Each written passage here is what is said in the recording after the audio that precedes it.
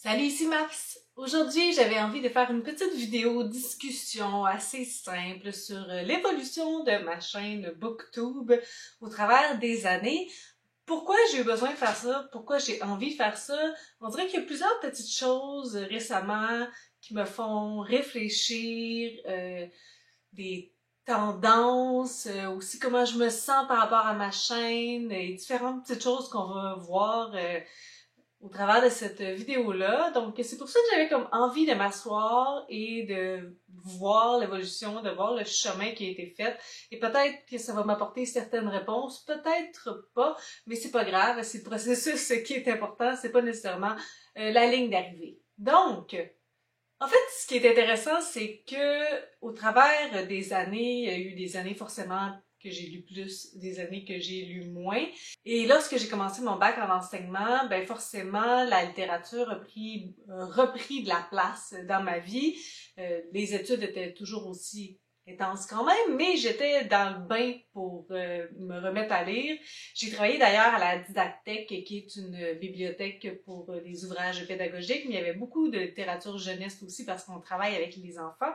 Donc, en travaillant à la Didactèque, lorsqu'il n'y avait pas grand monde, ben je me prenais un petit livre, je lisais rapidement, puis on dirait que ça a un petit peu rallumé la flamme. Donc, je vous dirais que c'est autour de 2015 que la lecture reprit vie dans ma vie, qui a réapparu de manière plus importante, que vraiment j'ai mis ça de l'avant, sans nécessairement m'en rendre compte. Il y a une petite succession d'événements qui ont fait en sorte que ça arrive.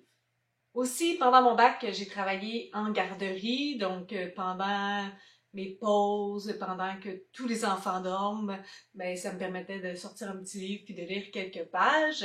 Dans ce que j'ai lu, lorsque je suis retournée à la lecture, je vous dirais Filles de lune. Ça, c'est une série que j'ai lue au complet pendant ces années-là. Je suis retombée un peu dans une lecture que j'appellerais peut-être plus accessible.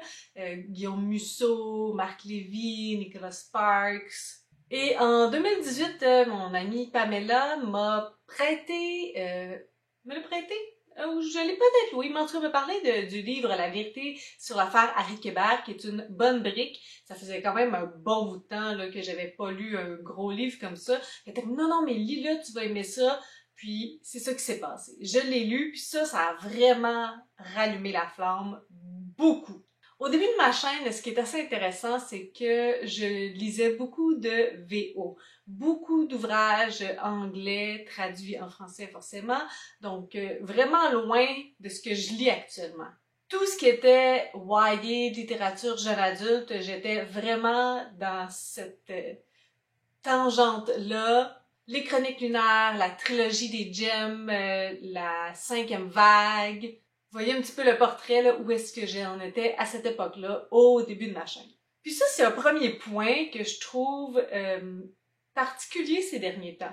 Parce que c'est ça que je lisais, là, 7 ans. C'est ça que j'aimais, c'est ça qui me tombait dans les mains, mais j'appréciais beaucoup ce type de littérature-là. Puis aujourd'hui, c'est encore ça qui est populaire. C'est ça qu'on voit partout sur TikTok, que c'est ça qui fonctionne le mieux. Et probablement que si je parlais de ce genre de littérature-là sur ma chaîne fonctionnerait mieux.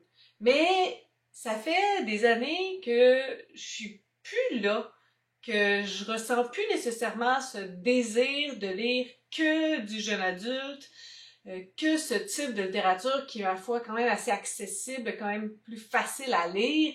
Oui, j'en lis quelques fois, tu sais, je viens de terminer la trilogie 7 et ça rentre dans du jeune adulte, mais vraiment, j'en lis pas autant qu'avant et parfois je me sens un peu déphasée, je me sens comme si j'ai lu ça trop tôt parce qu'aujourd'hui, c'est ça qui fonctionne beaucoup.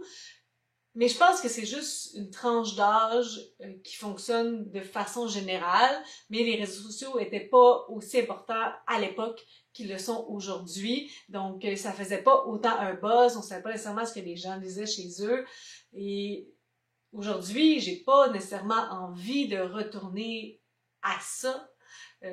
J'aime où j'en suis, mais je trouve ça quand même difficile de voir que c'est encore ça qui ressort, puis que moi, j'ai pas envie de lire ça, donc il y a comme une certaine communication qui se fait plus, ou qui pourrait se faire mais qui se fait pas, parce que je vais pas retourner à lire du young adult traduit en français.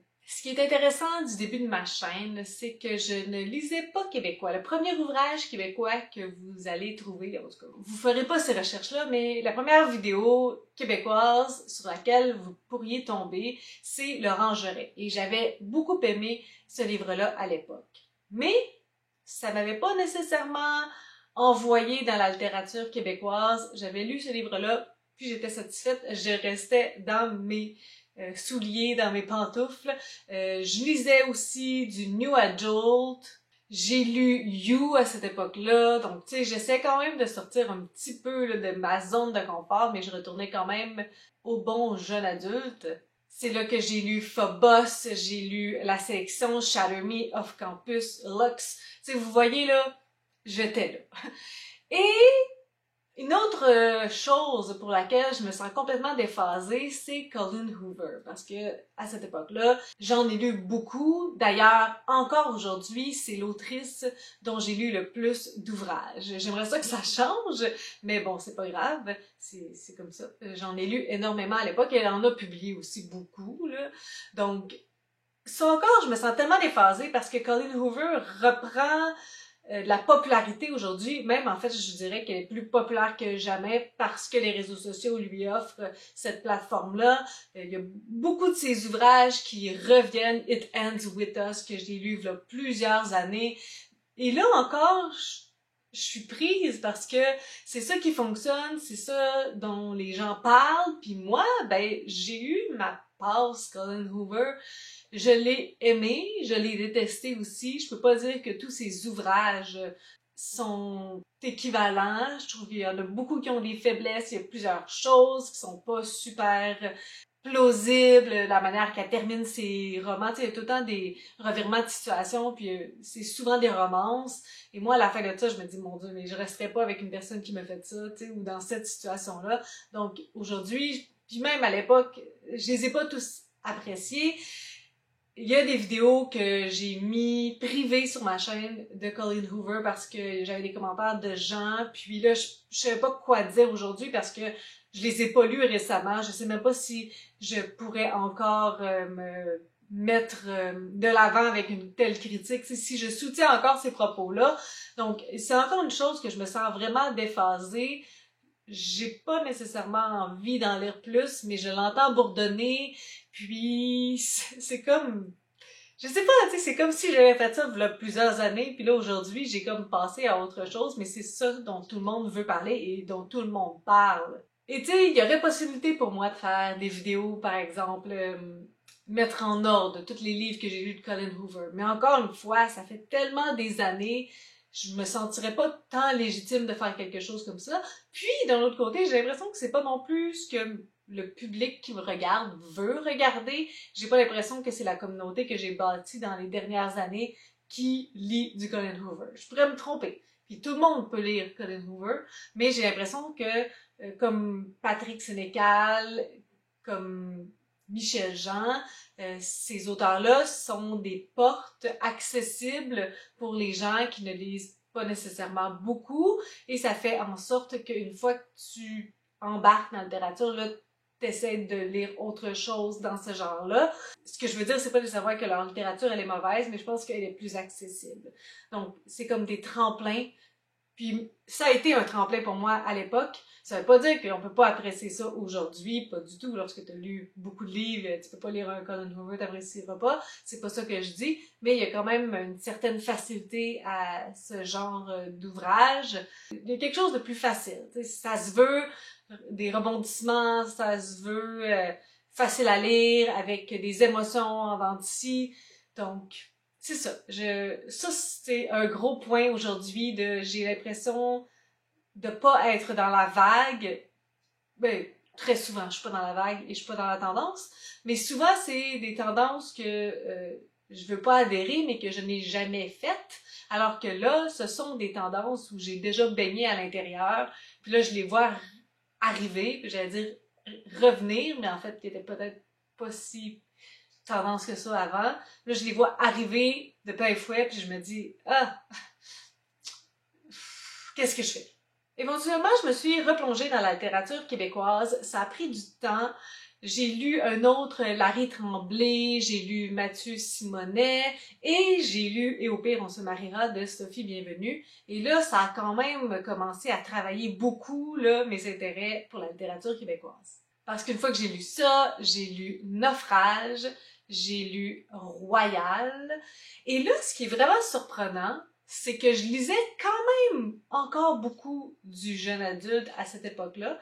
Et c'est cette année-là que j'ai décidé de partir le 12 août, j'achète un livre québécois, donc le collectif avec la gang de BookTube Québec, où on suggère une de nos meilleures lectures québécoises de l'année pour l'achat du 12 août. Donc, je trouve ça surprenant dans la ligne directrice que ça soit passé si vite parce qu'à l'époque, je lisais pas énormément québécois. Éventuellement aussi, dans un salon du livre, j'ai rencontré la maison d'édition Luzerne Rousse qui en était à ses premiers balbutiements. Et ça aussi, ça a fait en sorte que j'ai lu beaucoup québécois parce que j'ai lu l'entièreté de ce qu'ils avaient publié à un certain moment. Aujourd'hui, là, j'ai pas tout lu. Puis il y a plusieurs situations qui se sont passées. Je me suis un petit peu éloignée de cette maison d'édition-là. Mais à l'époque, ça a quand même fait en sorte que la flamme bleue est partie aussi de ça. Puis toujours dans cette même période, autour de 2018, j'ai eu mon premier service de presse, qui était Le Petit Chaperon Rouge, un conte interdit de Sonia Alain. Et là, ça a quand même ouvert quelque chose de nouveau. Je peux pas dire que j'ai été à la recherche de services de presse dans ma vie parce que rapidement, je me suis rendu compte que donner mes avis sincères, c'était difficile lorsque je sais qu'il y a quelqu'un qui attend ma critique. Donc, rapidement, j'en voulais pas plus que ça. Il y a parfois des auteurs qui m'écrivent, j'ai bien la misère à dire non. Fait que je disais oui, mais je me sentais ultra observée. Donc ça, c'est quelque chose qu'on a déjà parlé un petit peu ensemble, que je vous ai déjà avoué. Mais ça a été le début des services de presse. En fait, au-delà de ça, ce que je trouve intéressant, c'est que ça me donnait un petit peu comme si j'étais rendue sur la map. Avec mon nom de chaîne, mais comme si, tu sais, je me faisais un petit peu un nom dans le milieu, donc il y avait un petit peu de le fait de me sentir vue, de me sentir légitime peut-être dans ce que je faisais. Donc ça a fait quand même un petit baume au cœur de savoir que les gens voulaient m'offrir des services de presse. Et en 2019, ça a été un changement drastique. J'ai lancé ma chaîne en québécois. Je vous dirais qu'une lecture sur deux était rendue québécoise. Littéralement, là, drastiquement, entre 2018 et 2019, on est passé de une lecture bleue de temps en temps à 50% de ce que je lis. Aujourd'hui, c'est plus que ça, mais déjà, à l'époque, c'était un gros changement. Puis, j'ai continué à mettre la littérature québécoise de l'avant. Je l'ai découvert davantage. Je l'aime vraiment beaucoup. J'ai découvert des auteurs, des univers. Je suis vraiment rendue beaucoup plus dans la littérature québécoise. Et si vous me suivez depuis quelque temps, vous serez vraiment pas surprise d'entendre ça. Et c'est quelque chose dont je suis plutôt fière. Ça s'est fait un petit peu naturellement, mais si vous me donneriez l'opportunité de lire deux choses aujourd'hui, je tends vraiment plus vers le québécois. Je me suis inscrite aussi dans un club de lecture des rendez-vous du premier roman. Et cette vidéo-là aujourd'hui est un peu comme une remise en question, peut-être sans l'être, je sais pas. J'ai juste besoin, on dirait, d'en parler. Il y a eu des changements aussi dans ma chaîne parce qu'au début, je faisais des vidéos. Une vidéo, un livre. Ces vidéos-là ne vieillissent pas super bien parce qu'on peut pas nécessairement changer le contenu de la vidéo puisque j'ai dit, il y a 7 ans, est-ce que c'est encore ce que je dirais aujourd'hui sur ce même livre-là? Sûrement pas. Donc, j'ai commencé à mettre des vidéos, mes premières vidéos en privé, donc elles ne sont plus accessibles. J'ai pas tout mis en privé. Il y a certaines dates, années, tu sais, où plus que 3-4 ans, je commence à être un petit peu moins à l'aise. Il y a aussi des vidéos où il y a beaucoup de commentaires qui reviennent, puis ben ces vidéos-là, parfois je fais juste me tanner puis je les mets en privé. Il y a aussi un phénomène que des examens de lecture ou des lectures obligatoires qui sont des livres pour lesquels j'avais fait des vidéos, puis là, les gens viennent me poser ces questions-là. Qu'est-ce qui s'est passé? J'ai un examen de lecture, puis là, moi je suis comme, je suis ben trop anxieuse pour aider quelqu'un au cas où que ce serait pas la bonne réponse. 2, ça fait vraiment longtemps que j'ai lu ces ouvrages-là, donc qu'est-ce que je m'en souviens vraiment pas plus que ce qui est dans la vidéo. Et 3, là, j'aime pas trop que ça soit de cette manière-là qu'on rencontre ma chaîne si c'est la première fois qu'on y tombe, parce que j'ai pas l'impression que c'est ça que je fais aujourd'hui. En même temps, j'ai l'impression que les vidéos update lecture avec 5, 6, 7 livres, c'est beaucoup moins personnel. C'est aussi beaucoup plus difficile de trouver une critique associée à un livre lorsque c'est dans une vidéo non spécifique parce que vous marquez dans YouTube le livre que vous cherchez puis vous n'allez pas tomber sur cette update lecture-là. Donc, tu sais, il y a comme des pour et des contre. En même temps, les gens semblent beaucoup plus apprécier ce type de vidéo-là de manière générale, même si mes vidéos qui ont le plus de vues, ce sont mes vidéos, un livre, une vidéo, mais pour des raisons probablement de lecture obligatoire et autres. Donc, c'est ça, il y a comme un remaniement, il y a beaucoup de questions que je me pose par rapport à l'avenir de cette chaîne, à ce que je veux faire. Puis je sais qu'il y a des gens qui me diraient juste fais ce que tu veux, fais ce qui te tente. Et puis même, t'es pas obligé de continuer cette chaîne-là si ça te tente plus. Puis c'est vrai, vous avez complètement raison. Je pense pas que je serais capable de... Tu sais, j'ai envie de parler de livres, je sais juste pas tout à fait comment. Puis il y a pas beaucoup de possibilités d'originalité d'un certain sens avec les livres et avec YouTube. Et tout prend du temps parce que tu dois lire un livre, il faut faire un contenu. Et si je fais plus une vidéo, un livre, ben, il faut que je lise plusieurs livres pour faire un contenu. Donc, c'est ça. C'est beaucoup de questions qui ne mènent pas nécessairement à un désir de réponse, mais j'ai comme besoin de ventiler ça. J'avais besoin de voir d'où est-ce que je suis partie pour voir où est-ce que je veux m'en aller. C'est sûr que dans la communauté, on le sent, que les avis sur les réseaux sociaux sont pas pris au sérieux. Il n'y a pas beaucoup de... Tu sais, nos vues et le nombre de personnes qui nous suivent, c'est pas non plus exceptionnel comparativement en France ou aux États-Unis. Ça me dérange pas. Tu sais, je vous dis que je suis pas nécessairement là pour la gloire. Mais j'aimerais ça que ça parle plus québécois. Puis j'aimerais ça que ça parle plus aux gens et comment aller chercher ces personnes-là, comment, tu sais, jaser plus de littérature québécoise. Et ce que je trouve quand même merveilleux de BookTube, même s'il se rapetisse de plus en plus, puis c'est pas facile parce que prendre le temps de faire des vidéos, c'est long. C'est beaucoup plus compliqué que se faire un Instagram puis poster une photo par jour ou une photo par semaine. Donc, je sens que les gens se découragent et je comprends pourquoi. Donc, je sais pas. Vous voyez, c'est comme tout dire et rien dire. Je suis mélangée. Je sais pas trop où que ça s'en va. Peut-être que le temps me le dira. Mais voilà. C'est une vidéo qui servait pas à grand chose. Outre qu'à mettre en mots comment je me sens. Peut-être que ça va me dédouaner si je sens que je m'épuise ou si je sens que je prends pas la bonne direction, s'il y a pas des vidéos tout le temps. C'est sûr que mon nouveau rôle de mère, mais j'ai pas nécessairement l'impression que c'est ça qui me bloque plus que est-ce que ça sert à quelque chose, qu'est-ce que je fais? Mais en même temps, je me suis toujours dit que je le ferais même si personne ne me regarderait. Mais on aime quand même avoir des échanges littéraires. Ce que j'ai pas besoin de faire une vidéo pour avoir. Ce qui, de l'autre côté, je suis pas obligée de faire des vidéos pour avoir des échanges littéraires parce que, tu sais, je pourrais dire, on se fait un Discord le vendredi où je fais une vidéo ouverte sur ma chaîne en live le vendredi puis on discute de ce qu'on lit. Tu sais, c'est ça. À suivre. Voilà. Ça va terminer comme ça parce que je pense que je tourne en rond. Mais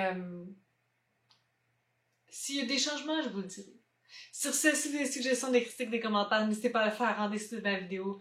Je publie une vidéo le samedi, habituellement.